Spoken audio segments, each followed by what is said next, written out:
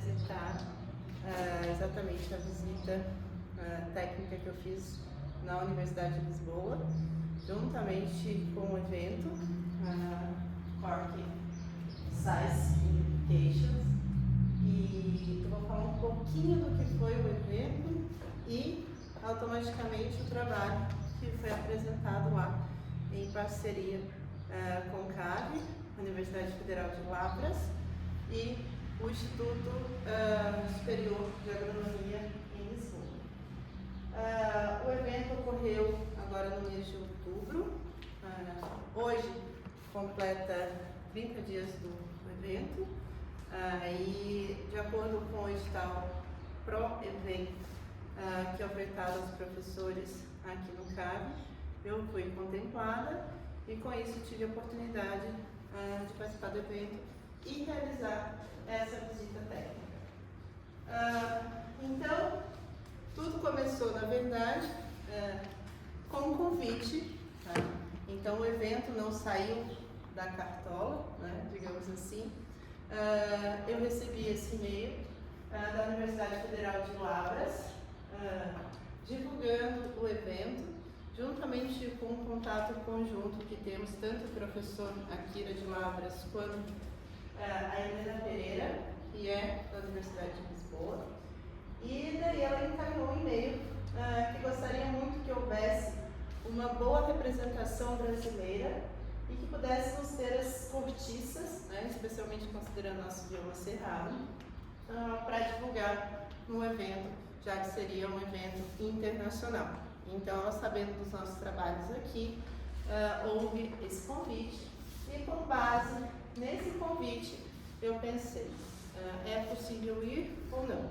Então, de acordo com os trabalhos que eu já tinha executado, nós já tínhamos executado aqui, e também em parceria com a própria Universidade de Lisboa, surgiu a oportunidade, como eu comentei anteriormente, de acordo com o edital para o evento.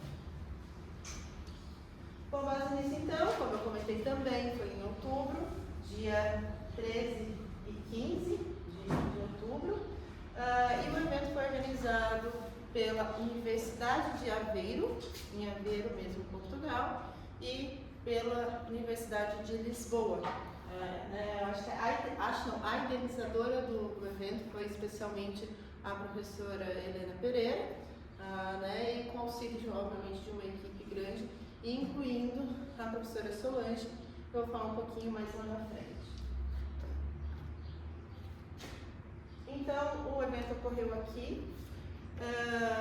Lá existem como se fossem dois polos.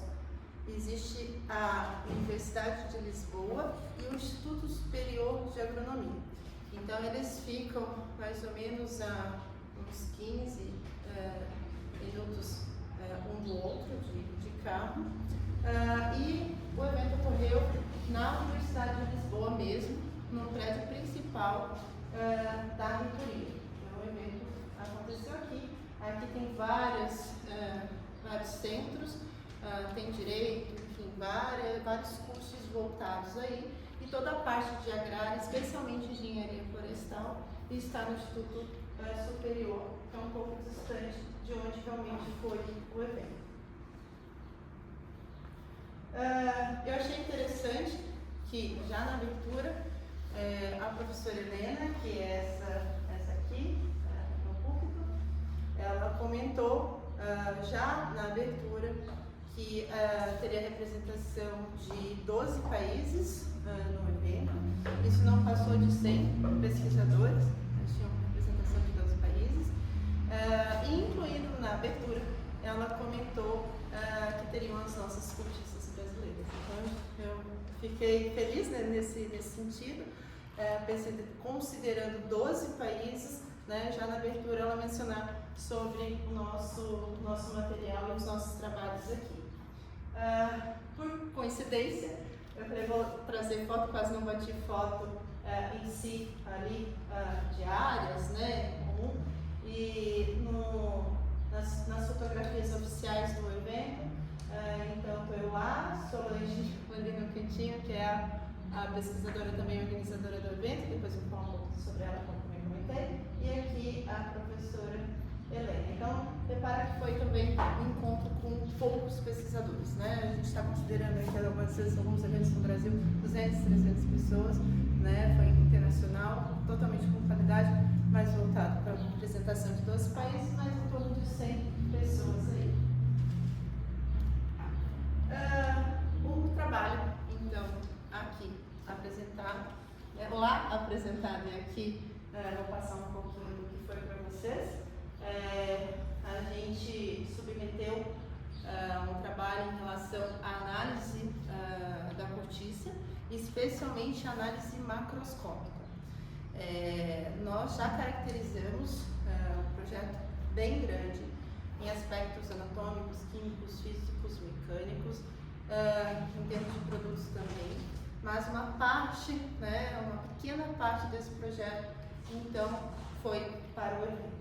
Então, o foco principal, pensando em cortiça, entre aspas, conhecido como sobreiro brasileiro, a gente tem aqui uma espécie com potencial, que é a Kelmeira coreácea, que tem uma produção de tecido suboroso considerável, e pensando nisso, vieram os estudos como realmente, com a finalidade realmente de conhecer o tipo de material que a gente tem, em termos, como eu comentei, químicos, físicos, anatômicos, mecânicos e de produtos no geral.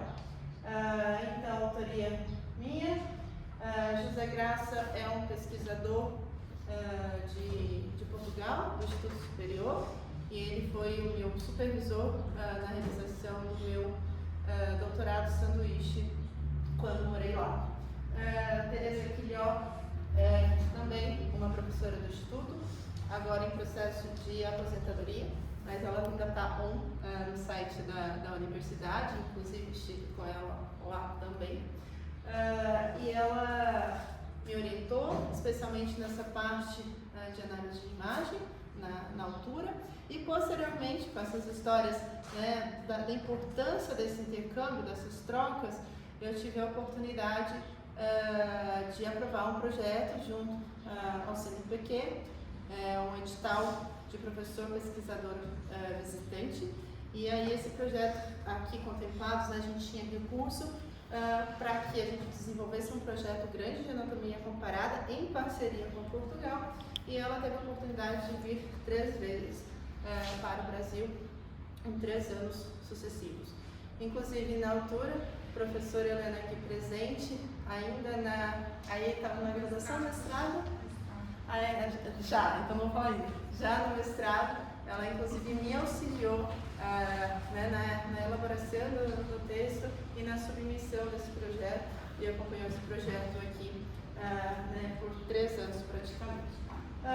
Rodrigo Schmitz, mestrando do CAB, agora dentro da tecnologia da madeira. Natália Dorigon, também agora doutoranda também da tecnologia da madeira. E o Fábio Akira Mori, que é o pesquisador, professor da Universidade Federal de Lavras e que foi o meu orientador, inclusive. Eu vou apresentar praticamente o que foi apresentado lá, tá? Então, só essa parte do trabalho vai estar aqui em inglês. Depois, a parte da visita técnica, que seria a segunda metade da palestra, já está falando português, mas exatamente considerando aí o artigo que foi submetido por ele. Para quem não conhece, a Kelmeira é uma espécie do cerrado brasileiro. Então, aqui é o mapa onde a gente tem a abrangência dessas áreas em diversos estados, nível nacional. O que é dito aqui, e já é sabido por nós, que o bioma cerrado, ele tem o quê? Ele tem secas prolongadas e com isso a ocorrência frequente de fogo, de incêndios em campos abertos. Com isso, a genética da árvore entende que eu preciso exatamente corresponder ao estímulo, né, que o ambiente tem me gerado.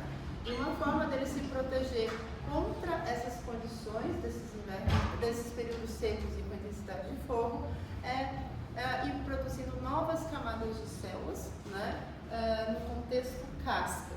Aí é uma vertente grande, né, não vou entrar nisso, mas dentro da anatomia, né, a gente tem então xilema, floema, daí casca interna, casca floema, casca externa, e essa casca externa que é exatamente essa cortiça. Então, com o mecanismo de proteção, esses tecidos vão né, desenvolvendo. E especialmente o que foi possível, já dando, né, uma preliminar dos resultados, é que ela cresce por camadas. Né? Então, assim também como a Quercus super, que é a cortiça, né, que é super usual, que todo mundo conhece como a principal produtora real de cortiça, ela vai produzindo com anéis de crescimento, tá, camadas anuais de tecido para o lado externo. Né? Então, a câmera aqui produz para dentro e a parte externa vai produzindo essas camadas aí. Então, o mesmo ocorre aqui também. Então, ocorre esse espessamento, tá, dessa casca. E entender isso, entender como é esse processo, especialmente como é esse material, é super bem-vindo pensando em produtos, né, em produtos não madeireiros, que é inclusive, né, a disciplina que muitos aqui estão e que já viram, né, praticamente uma aula só sobre isso. Aqui é o exemplar dela. Tá? Então, são baixas e tortuosas. Tá? Então, são caducifólias. É bem característico ali do cerrado. O que mais a gente tem no Brasil que teria o potencial? Então, Risini é uma literatura, né, de 1995, né, mas elas continuam aí, as espécies, né, então é super considerado relevante. Aqui ele cita mais de 10 espécies que têm potencial. Dentre algumas mais importantes, digamos assim, em abundância, ocorrência, a gente tem a Gonandra brasiliensis, Erythrina mongu, 5-ocus lanceolata e a Quilmeara coreensis. Então, esse na altura foi o foco dos estudos. O que tem de estudos em relação a isso até então, né? Considerando que existe potencial? Existem produtos feitos com isso, com esse material, né? Não com isso, mas com esse material. E aí, como que funciona? Eu já até comentei em sala de aula com alguns, não mostrei, mas comentei em relação a uma literatura bem antiga que eu consegui acesso, né, graças à internet, de 1959, um acesso, e aí está digitalizado isso, que já falava que pesquisadores americanos vieram até o Brasil para estudar o que até então é o tema do trabalho submetido.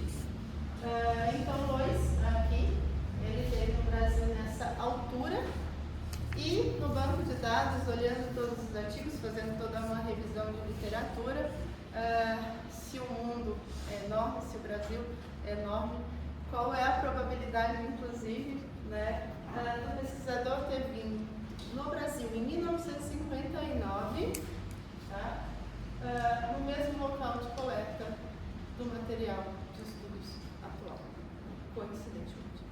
Aqui ele fala, né, é um trabalho em arquivo, né, então por isso que não tem essa qualidade de resolução, e ele fala aqui da Quilmeara do Cerrado, né, em Lavras, Minas Gerais, e a foto dele do lado exemplar, isso lá naquela época.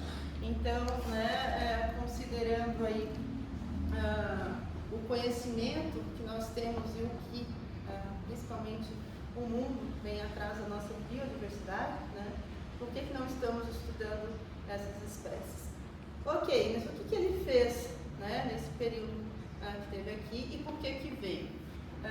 Veio aqui por conta da Segunda Guerra Mundial, considerando aí, né, 1939, 1945, quê? Escassez de tudo. E aí, bora lá, né, tentar encontrar algum material que pudesse ser substituído ali por conta da escassez de inúmeros produtos diante da guerra. Então, ele esteve ao Brasil e avaliou exatamente essa característica morfológica e fez a parte química bem sucinta, com base, inclusive, né, no que havia de disponibilidade na época para pesquisa científica. Né? Hoje a gente já está muito avançado, inclusive incluindo IA, e ele veio aqui e ele considera exatamente que aqui ele, né, tem uma escada aqui, um esquema da folha, tá? A coriácea, os pedaços então do tecido de cortiça aqui, né, com esse cardinho aqui, e ele conclui, na verdade, que ela tem potencial que cresce por camadas como o sobreiro da Terra-Sugar, contudo, ele não tem quantidade, de certa forma, qualidade para ir para os processos industriais. Contudo, até nesse artigo, fala que ele fazendo busca em relação ao que tinha sido usado ou que não tinha sido usado no Brasil, e por volta de 1952, a indústria estava trabalhando com rolhas aglomeradas, particuladas, com essa cortiça aqui. Então, né, já usaram com fim industrial, mas né, o que se sabe até então. A Chiomera coriácea, então, no trabalho atual, aqui tem, né, um disco, então parte de floema, todo esse vitidoma, com essas camadas que vão sobrepondo, e aqui o aspecto externo, né, o fuste está deitado ali no chão. Aqui, ó, tá? Então, 1942 a 1945, né, diante do que aconteceu, especialmente de escassez de material. O objetivo, então, do trabalho foi fazer uma análise macroscópica. Isso foi apresentado lá, mas, né, em termos de publicação científica, nós temos um banco de dados muito maiores em relação à parte inclusiva da anatomia qualitativa da madeira microscópica. Então, aqui a gente fez a macroscópica, identificando especialmente os defeitos. Então, aqui, né, seria o disco dela. Como que foi, então, a metodologia? Foram selecionadas 20 árvores no campo, né, após a gente ter a distribuição de classes de diâmetro, né, para ser realmente representativo isso. Então, a gente passou em 5 classes de diâmetro ali.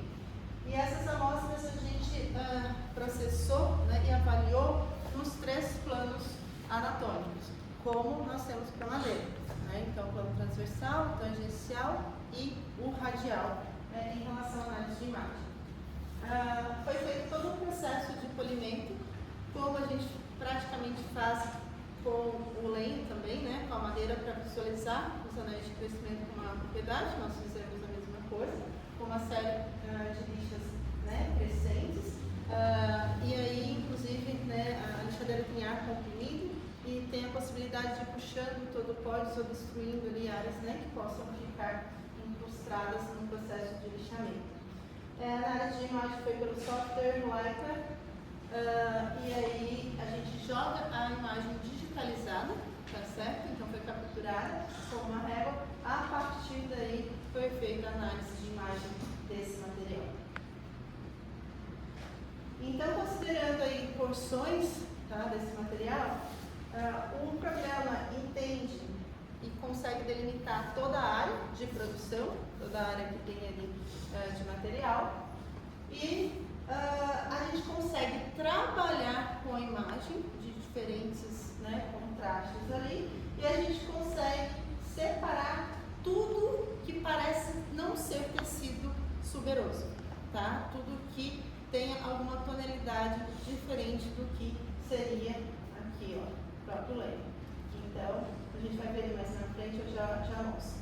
Então, olha aqui, a gente tem essas linhas, né? Todas essas linhas aqui de fora a fora mais escuras.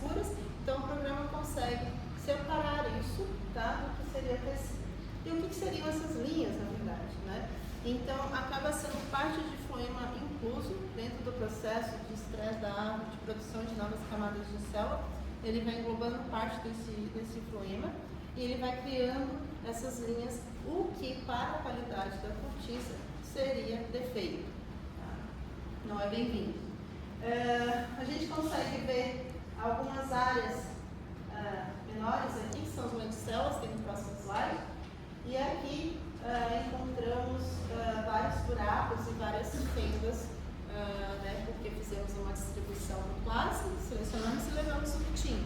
E tem bastante ataque ali, especialmente, né, nesse local, nessa região de insetos aqui. Então isso foi avaliado e foram feitas medições ao longo da área que nós tivemos, né, em relação mesmo à espessura, digamos assim, do que a gente tinha de material. Quais foram os problemas identificados? Então, esse floema incluso, que para eles também lá existe, não com essa abundância, mas também existe, que é o chamado prego, eles chamam de prego. Os canais lenticulares, então tem bastante, né, no Quercus em si, mas para nós ela aparece em tamanhos bem maiores, na próxima imagem aparece ainda mais. A ocorrência, né, dos insetos, algumas fissuras, né, no processo de crescimento da árvore, de acordo com as tensões de crescimento, então vão criando essas fissuras ao longo do tecido, né, então aqui a gente consegue ver essas fissuras, que é chamado lá por eles de enguiado. E também a gente sabe que esse crescimento é dessa maneira por conta dessa condição que eu falei em si do cerrado, né? Fogo, seca, de condição, né, de uma forma geral, da climática. Aqui a gente consegue ver melhor essas lenticélulas, tá? Então ocorre também na Quercus, a gente sempre compara, né, porque a gente já sabe que tem potencial e qualidade desde sempre. Então daqui até aqui, ó, às vezes ocorrem as lenticélulas presentes na cortiça do Quercus. A nossa, né, digamos a nossa, a brasileira, ocorre em grumos, né, em pedaços, em aglomerados ao longo do tecido. Então aqui também, né, medir espessura e aqui, né, quando eu considero a minha face tangencial ali, está junto do leito. Então esses resultados que encontramos. Uma tabela simples aqui, de parte desses resultados. Então foram feitas as medidas especialmente no transversal, né, que é o que a gente utiliza juntamente com o radial, né, eliminando aqui a parte do tangencial, para fazer sentido. E aí, assim, de tudo dessa tabela, o que é interessante é a gente focar no 1.55, tá, que é a espessura do tecido suberoso, que para a Quercus suber, tá, com um pontinho a mais, mas enfim, apresenta 2.7.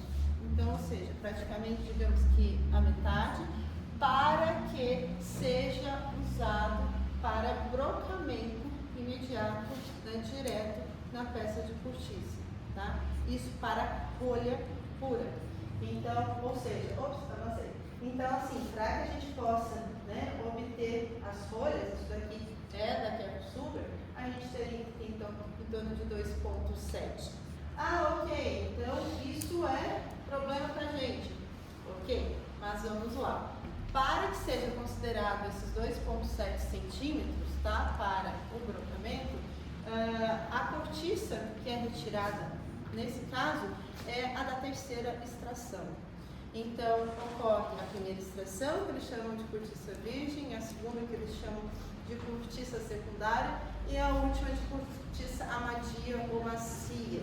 E aí, essa terceira, que ocorre, então, de 9 em 9 anos de intervalo entre um descortiçamento e o outro, é com esse material que a gente tem esse 2.7. A nossa, o que temos, né, de material em si? De um único descortiçamento. A gente não esperou esse ciclo, a gente está avaliando inicialmente, a gente não esperou o ciclo, né, de regeneração para que a gente pudesse avaliar a qualidade dessa cortiça, digamos que, né, numa terceira extração. E o lado bom disso tudo, considerando o nosso clima, né? Enfim, pensar cerrado, clima tropical, cresce muito rápido e regenera muito rápido. Então, ao contrário de um ciclo para uma cortiça de quercus que gastaria em torno de 9 anos, nós aqui teríamos em torno de 5 a 6 anos de ciclo de recuperação. O problema aqui são árvores tortuosas, de diâmetros menores, considerando, né, a longevidade, a robustez que a gente tem da Quercus suber do sobreiro, né, que tem diâmetros consideráveis, né, com muito material. Mas, obviamente, nós estudamos para quê? Para que venha material genético, melhoramento genético, toda a parte estrutural, né, e trabalhar em cima daquilo que a gente tem de material genético com potencial. Um parênteses, né? A gente tem a Candê, que também eu cito muito para vocês como extração de óleo essencial do alfa-bisabolol. São árvores nativas e que hoje existe um plano de manejo sustentável com extração a fins comerciais desse material. E que, se você olhar, são árvores parecidas, entre aspas, né, como essas, e que hoje existe um plano, existe literatura, existe pesquisa que está na indústria, né? Então, ou seja, eu sempre brinco que a gente começa na pirâmide, tá, do ponto. A gente tem que fazer a pirâmide invertida. A gente está lá no ponto, mostra como que é, tem o potencial, e as cadeias menores não, mas as abaixo, né, de base, vem ajudando a fazer o melhoramento, o inventário florestal, enfim, para que em cima a gente tenha realmente esse produto florestal para uso, ou nesse caso, o produto não florestal. Não madeireiro, desculpa, não madeireiro. Então, essa foi a conclusão, tá? Que encontramos esses poemas impulsos, essas células, essas fissuras, tá? O que compromete a qualidade dessa cortiça, mas, obviamente, que estudos futuros são imensamente requeridos e devemos, né? Inclusive, não desistir, sempre trabalhar em cima de toda a nossa biodiversidade. Essa frase eu deixo lá na aula início de cortiça para o pessoal, que eu achei essa frase, né, no corte aqui, que fala que o sobreiro é um carro capaz de produzir cortiça em quantidade, qualidades físicas e químicas que justifiquem uma produção industrial. Então, até quando, né? Talvez em quantidade, em termos de unidade, né, por exemplo, ok. Mas assim, a gente trabalhar, enfim, com a base, com o melhoramento e, né, com o nosso potencial, o que a gente não pode conseguir em relação a isso. Então, de estudos desse mesmo projeto, então aqui é o descortiçamento da nossa quilmeira, que seria o descortiçamento de um quercus jovem, aqui no primeiro descortiçamento. Aqui já conseguimos fazer painéis de cortiça, painéis aglomerados de cortiça, aqui com a nossa espécie e aqui com a espécie, né, da quercus. As primeiras imagens de microscopia foram de uma cortiça, então aqui, né, a imagem dela aqui, a nossa. E aqui o processo de descortiçamento de exemplares, né, no primeiro descortiçamento de exemplares jovens, e aqui a nossa, então é de se considerar. Então aqui foi a foto oficial no final do evento, né, onde envolveu, obviamente, palestras temáticas, mesas redondas, apresentação de banner, de pôsteres. Então aqui é a idealizadora, a Helena. Eu tive a oportunidade de organizar um evento ainda em Minas, que ela esteve palestrando e passou uma temporada conosco lá em Minas. Aqui a professora Solange, que é brasileira e concursada, investigadora, não fala lá professor pesquisador, fala investigadora do Instituto Superior de Agronomia. Então, ela formou aqui no Brasil, mestrado, doutorado em tecnologia da madeira, foi fazer lá grande parte do teu processo, inclusive de pós-doutorado, e ela fez o concurso e atualmente ela é investigadora e estava à frente aí. Inclusive, né, foi com ela que eu tratei da questão da visita técnica junto ao Instituto. Curiosamente, também no site, as fotos oficial do evento, né? Eu achei interessante a gente trazer essa imagem aqui, porque são 2 trabalhos do Brasil. E que trabalhos são esses? Inclusive eu apresentei esses trabalhos para as pesquisadoras, na verdade que não foram. De Brasil só estava eu ali. E aí eu apresentei esse trabalho que foi feito em Lavras com a parceria com o mesmo professor, e a partir desse meu projeto da Quilmeira Coreácea surgiram outros a nível de doutorado, e inclusive daquelas espécies citadas, promissoras, foram selecionadas para que houvessem estudos de continuidade. Então foram feitos estudos com a Agonandra, ali que eu mostrei, e a Eritrina Mulungu, e eles fizeram exatamente toda uma caracterização como esse projeto grande foi feito, que não foi apresentado no evento da Quilmeira, só a análise de imagem, mas ali eles apresentaram dessas outras espécies num contexto anatômico e químico.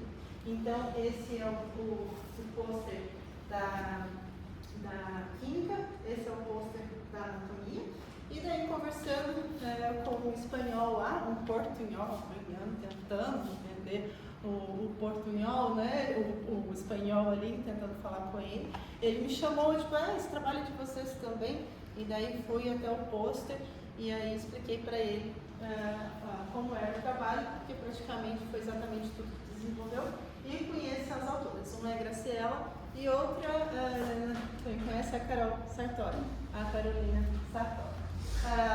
E aí achei interessante que a foto é justo nas nossas espécies, por isso que mostrei. Então acabei apresentando também esses trabalhos deles, fez análise de imagem, tudo que também já tinha sido feito para a Quilmeira, e toda a parte da análise.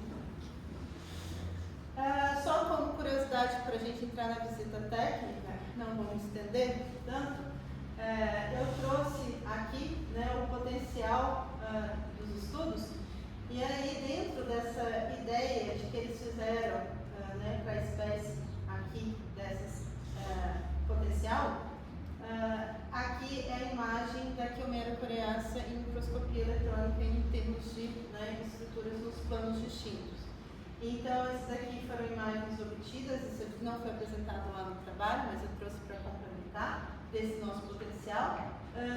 Aqui, né, em 2017, foram obtidas essas imagens, e essas imagens aqui é exatamente da Quercus Suber do Sobreiro, lá de Portugal mesmo, de pesquisas de lá. Inclusive, a autora é o Fortes, juntamente com a professora Helena, que mostrei lá. Então, seja estruturas totalmente similares, a gente está falando do mesmo material, digamos assim, contexto de formação, estrutura, e pensar em estudos de composição química também. Nessa segunda parte, então, ocorreu a visita, juntamente às universidades. Tá? Então, como eu falei, aqui foi o evento, aqui é exatamente o Instituto Superior de Agronomia, que agora é de Universidade de Lisboa, e tem toda a parte voltada da engenharia florestal. Então aqui é como se atuasse como campus, o campus da engenharia florestal. Então eu estive até lá. Se vocês acessarem o site aí do campus, então aqui é o prédio principal, como se fosse da direção, como é clicável, e aqui então fica localizado o departamento da engenharia florestal. Eu dei um outro print aqui, eles têm vários convênios com a União Europeia, vários trabalhos com parceria com o Brasil também.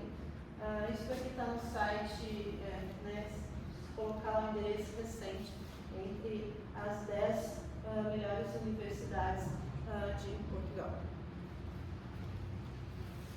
O centro, então, é esse daqui é o departamento da engenharia florestal lá, tá? E eu acho bem interessante, especialmente para quem está escutando aí, e que é tecnologia da madeira, temos os tecnólogos, e temos pessoas com outras áreas. Dentro da engenharia florestal, o campus permite estudos em realmente dentro de toda a ementa da engenharia. Então, são divididos em 4 grupos de pesquisas, considerando FORECO, que é Ecologia Florestal. Então, For Protect, que é proteção, restauro e serviço em ecossistemas florestais. For Change, gestão dos ecossistemas florestais no ambiente de alterações globais. E For Tech, que são os produtos florestais e biorefinarias, que é a parte dos laboratórios da tecnologia da madeira. Então, ou seja, a gente está, né, nessa linha, dentro da linha da tecnologia, dentro do Fortec. Então, aqui, ironicamente, passei, morei lá e eu não lembro de ter uma foto sozinha ali na frente do prédio.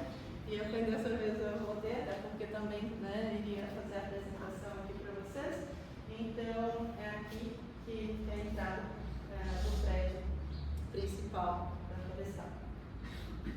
Eu achei interessante trazer porque pessoas para que quem tenha interesse possa estabelecer né, essa troca e essas parcerias. É muito importante essa questão que a gente chama de network, pensando exatamente que né, essa colaboração internacional é válida para ambos os lados. Então, eu achei importante trazer essas pessoas aqui para vocês, caso alguém tenha interesse. Eu conheço a maioria de contato na época que morei lá, então o Jorge Boninho, ele é muito voltado para energia, ele trabalha bastante com energia. Ele é o coordenador geral do Fortec. E os pesquisadores, né, os professores pesquisadores que lá são chamados de investigadores. Conheço aqui Ana Alves e Ana Lourenço. Na altura, elas não eram investigadoras, elas desenvolviam seus trabalhos de pesquisa lá dentro e agora elas são pesquisadoras. Tive a oportunidade de encontrar com a Ana dessa vez. A Helena, que é essa que tanto já falei. Isabel Miranda é bem parceira também da professora Helena. Os que eu não estou falando não tem contato direto, assim, não sei as linhas de pesquisa em si, mas né, quem estabelece contato são essas pessoas. O José Graça, que foi o meu supervisor durante todo o meu doutorado sanduíche, né, e teve inclusive no Brasil para minha defesa, foi membro da banca da minha defesa. Aqui, então, vou daqui para cá. Vicelina, que na altura também desenvolvia o seu trabalho de pesquisa lá, juntamente com a professora Tereza, que hoje é investigadora. A Tereza que está no processo, né, da aposentadoria. E a Solange Araújo, que quando eu estava lá, eu fui embora, ela chegou para fazer parte do projeto dela de pesquisa e anos depois ela é investigadora do centro, do Instituto Superior.